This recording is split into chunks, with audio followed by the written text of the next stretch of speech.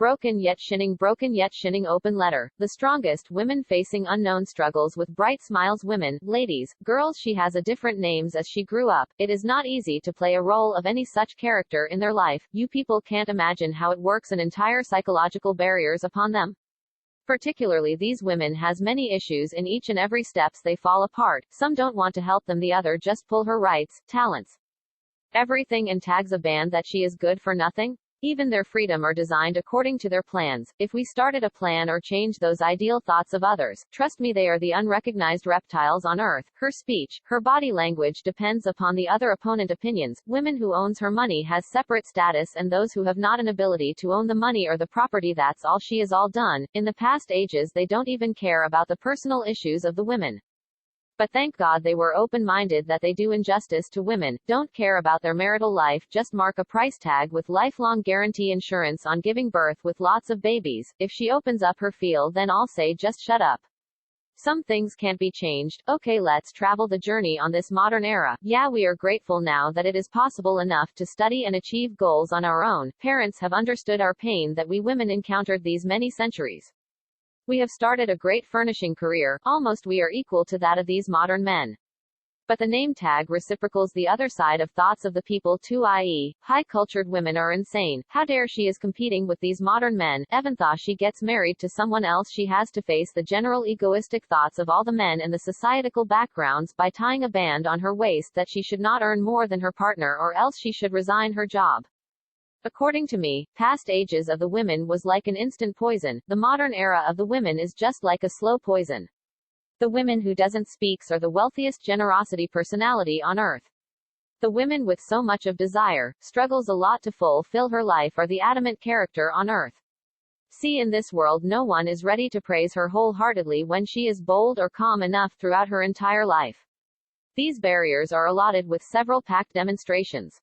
The most surprise gift for her when she enters her superior thoughts outside the world, nothing else, the rape, harassment, etc. These high package just demonstrates and welcomes all kinds of women with different varieties of ages. Most of us has been came across the term that love is blind, but here rape is blind. They have created a great perspective through these lines.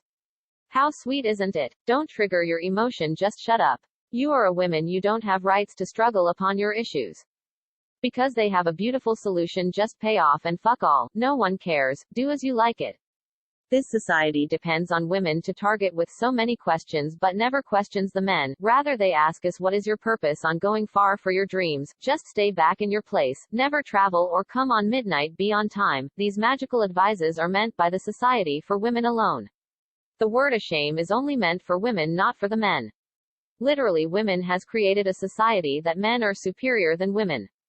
The other bitter point on this earth is men dominates women when she is innocent or obeys his words, rather when she is independent and men gets dominated by her, then all says that, see, the world belongs to the women. The highlight term is men dominates women. No one would ever dare to speak about that. When she does the same with a man, she is an adamant creature on earth. Wonderful. Though we are independent, some things can't be changed. I have an humble question to these societal people. If you have more time to watch and screw the life of a woman, then it must be shared equally for both the genders generally. Do watch your male kids too. I am not telling to slave them like a woman, but teach them how to behave and care a woman soulfully. If he learns, then the harassment cases would be in utmost control, my dear friends and parents.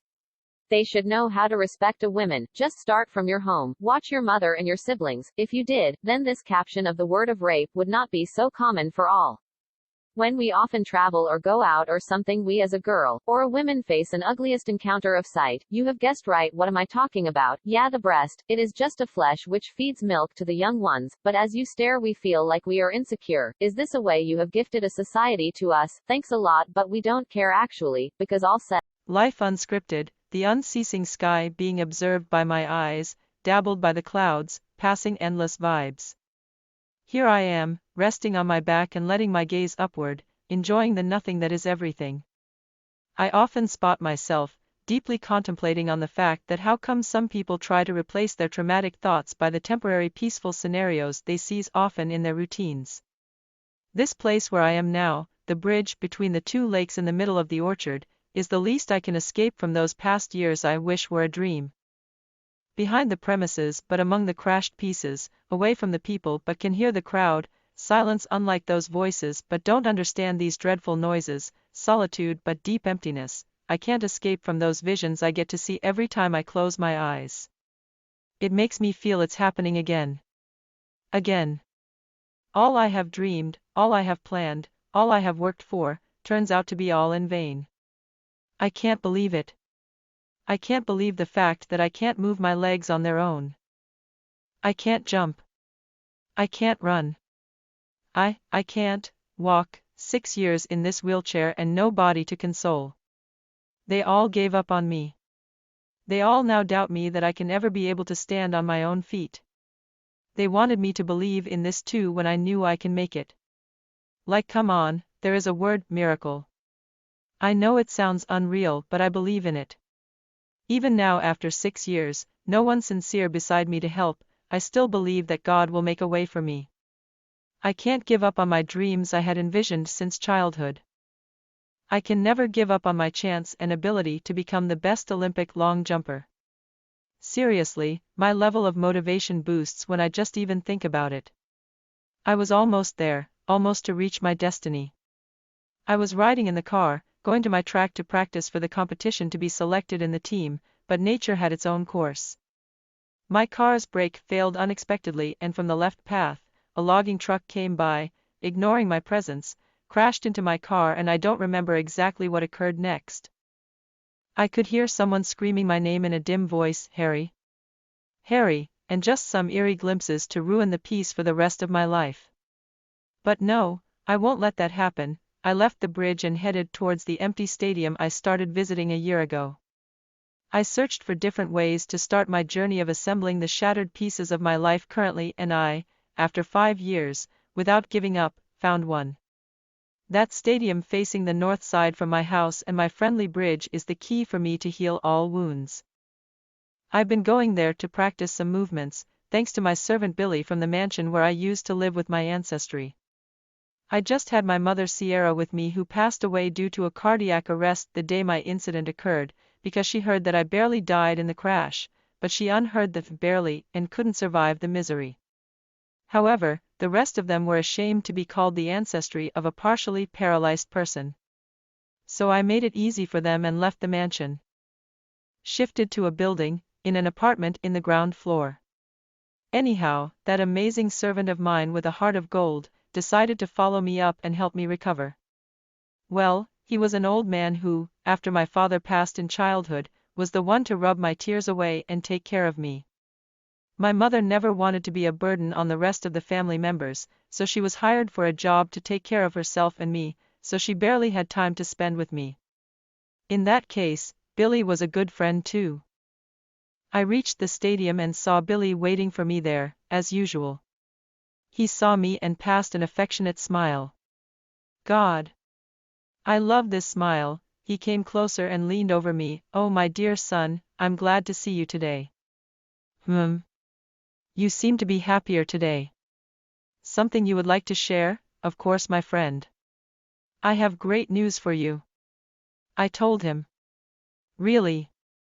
Harry, a good news? I would love to know, no doubt you would.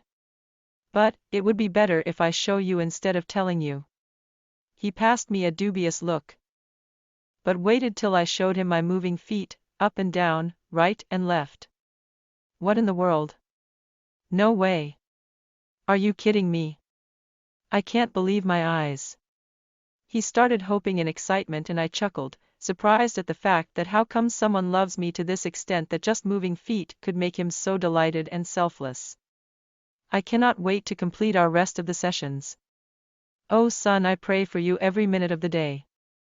I believe that in no time you would be able to show me up at the door of the stadium asking for the keys to lock it and walk to home on your 2 feet. I believe it too, Billy. Thanks for being by my side. I thanked him for not letting me stumble on the streets. No, my son, thank you for never letting me stumble when I was in need and knocked at your door. After this emotion conversation we stepped back to our